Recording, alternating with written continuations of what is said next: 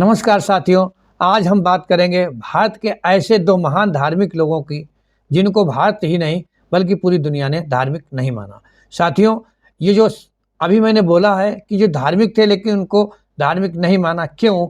ये जानने के लिए आप हमारे साथ जुड़े रहिए और आप जानेंगे। क्या आपने कभी सोचा है कि क्या एक सत्य तक पहुँचने का कोई एक रास्ता तय है? कल्पना कीजिए दो ऐसे व्यक्तियों की जो एक ही ऊंचे शिखर की ओर बढ़ रहे थे, लेकिन दोनों के नक्शे एकदम अलग थे। एक का कहना था कि उस शिखर तक पहुंचने के लिए किसी भी नक्शे की जरूरत नहीं है, बस अपनी आंखों को खुला रखो, जबकि दूसरे का कहना था कि तुम अगर बोझ लेकर चलोगे तो कभी नहीं पहुंच पाओगे, पहले उस बोझ को नाच कर और गाकर उतार फेंको। आप समझ ही गए होंगे, मैं बात कर रहा हूँ ओशो और जय कृष्णमूर्ति की। साथियों, ओशो जिन्हें रजनीश कहा जाता था और जय कृष्णमूर्ति अर्थात जद्दू कृष्णमूर्ति की। आप हमसे जुड़े रहिए और आप जानेंगे इस वीडियो में इन दोनों महान व्यक्तियों के बारे में, इनकी फिलॉसफी के बारे में और साथ ही जानेंगे इनके जीवन के बारे में। तो आज हम बात कर रहे हैं 20वीं सदी के दो सबसे बड़े और सबसे विवादित बागियों की। साथियों, जद्दू कृष्णमूर्ति और ओशो रजनीश, ये दोनों वे लोग हैं जिन्होंने सदियों से चली आ रही धर्म की दीवारों को गिरा दिया। दुनिया इन्हें गुरु मानकर इनके पैर छूना चाहती थी, लेकिन ये खुद को गुरु कहलाना पसंद नहीं करते थे। इनके बीच वैचारिक युद्ध क्या था, उनके बीच का जो सम्मान क्या था, जिसे दुनिया समझ नहीं पाई। आज ये वीडियो आपको सोचने के लिए मजबूर कर देगा। आखिर पुराने ढर्रे से निकलकर कोई हिंदुस्तान का व्यक्ति विश्वव्यापी कैसे बन सकता है? तो कहानी शुरू करते हैं। सबसे पहले एक छोटे से गांव आंध्र प्रदेश से, जहां पर गांव मदनपल्ले में जद्दू कृष्णमूर्ति का जन्म हुआ था। बचपन से ही इनकी आंखों में एक अजीब सा सूनापन था। उन्हें थियोसॉफिकल सोसाइटी ने अपनी गोद में लिया और एनी बेसेंट जैसी महान हस्तियों ने दावा किया यही बच्चा विश्वगुरु बनेगा। अर्थात जद्दू कृष्णमूर्ति के बारे में कहा गया था एनी बेसेंट के द्वारा कि पूत के पाँव पालने में ही दिखाई पड़ते हैं। अर्थात बहुत पहले ही जब ये छोटे ही थे तब एनी बेसेंट जी ने घोषणा कर दी थी कि ये बच्चा एक दिन विश्वगुरु बनेगा। अर्थात इसके लक्षण बहुत ही विलक्षण हैं। फिर 1929 में जब वो पल आया जब इन्हें दुनिया का मसीहा घोषित किया जाना था, तो उन्होंने हजारों लोगों के सामने जो किया जिसने इतिहास बदल दिया। उन्होंने कहा सत्य एक ऐसी भूमि है जहां जाने का कोई रास्ता नहीं है। उन्होंने न केवल पद ठुकराया बल्कि अपने नाम से बनी करोड़ों की संपत्ति वाली इस संस्था को भी भंग कर दिया।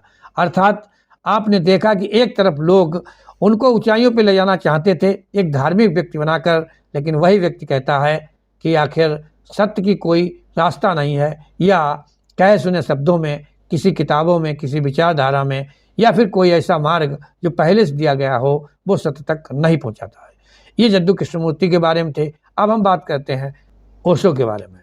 दिसंबर 1931 में मध्य प्रदेश के कुचवाड़ा में एक शरारती लेकिन गहरे बच्चे का जन्म हुआ जिनका नाम था चंद्रमोहन जैन। ओशो का बचपन अपनी नानी के यहाँ पूर्ण स्वतंत्रता में बीता। उन्होंने जवानी में ही तर्क और दर्शन में महारत हासिल कर ली थी। वे जबलपुर विश्वविद्यालय में प्रोफेसर बने, लेकिन उनका मन कक्षाओं में नहीं जीवन के रहस्यों में था।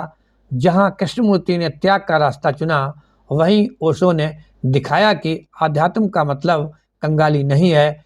ओशो ने हजारों कीमती घड़ियां और रॉल्स रॉयस जैसी गाड़ियां रखी ताकि वे दुनिया को बता सकें कि अंदर की शांति का बाहर की अमीरी से कोई झगड़ा नहीं है।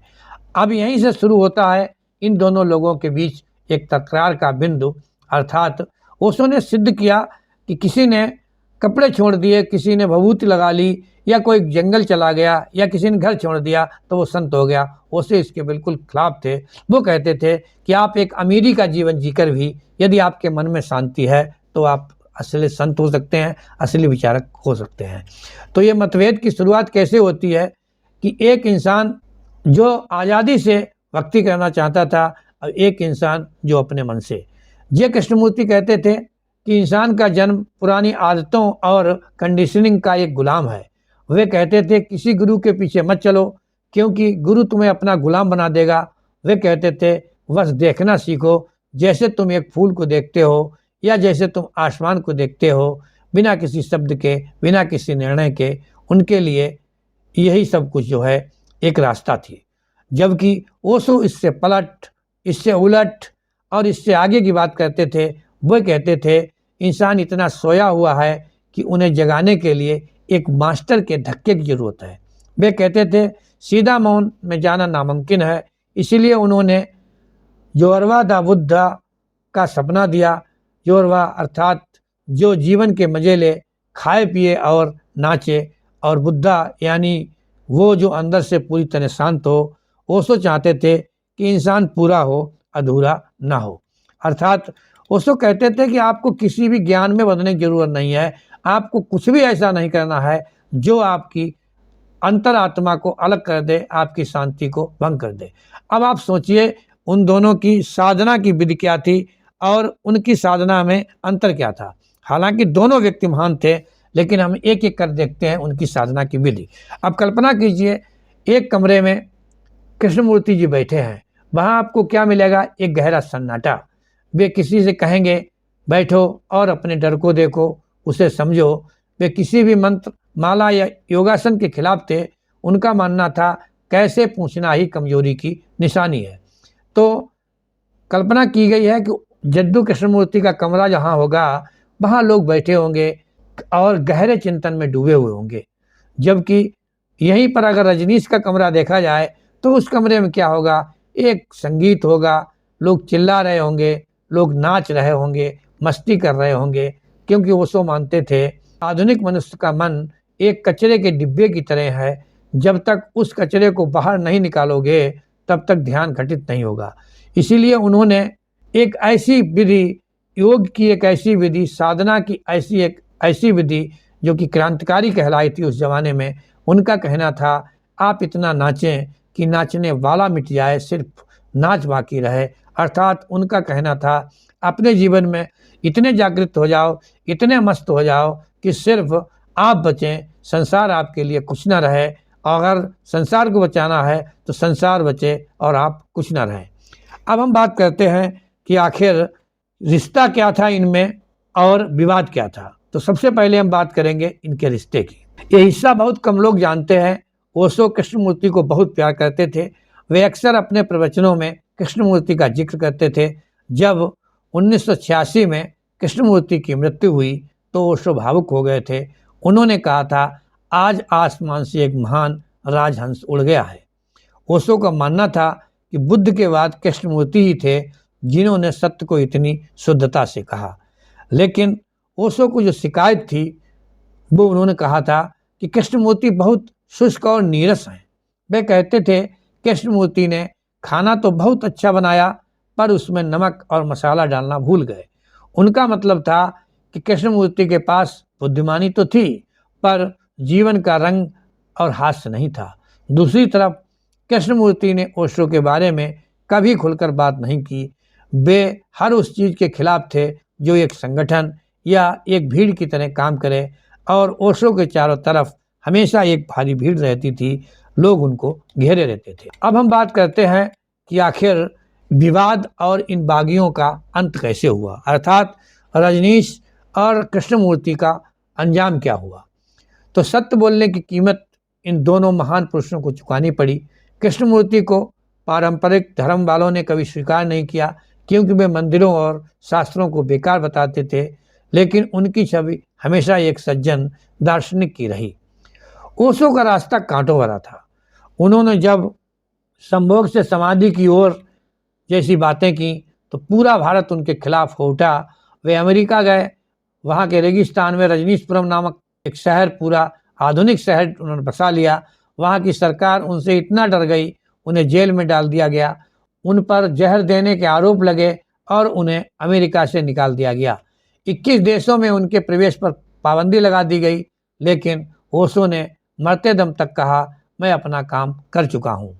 अब हम पहुँचते हैं कि आखिर इन दोनों को यदि 2 लाइनों में, 2 शब्दों में या एक वाक्य में बोला जाए तो उनको हम क्या कह सकते हैं। तो साथियों, कृष्णमूर्ति एक सर्जन की तरह थे जो आपके मन का ऑपरेशन करते थे ताकि आप खुद को देख सकें, और ओशो एक शराबी की तरह थे जो आपको परमात्मा के प्रेम की शराब पिलाना चाहते थे।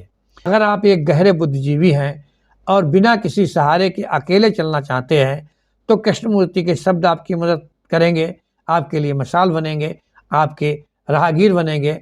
लेकिन यदि आपका जीवन तनावों से भरा है तो फिर आप नाचते गाते हुए सत्य को पाना चाहते हैं तो ओशो का सिद्धांत, ओशो का नियम, ओशो की बातें आपके लिए मुक्ति का द्वार खोलेंगी।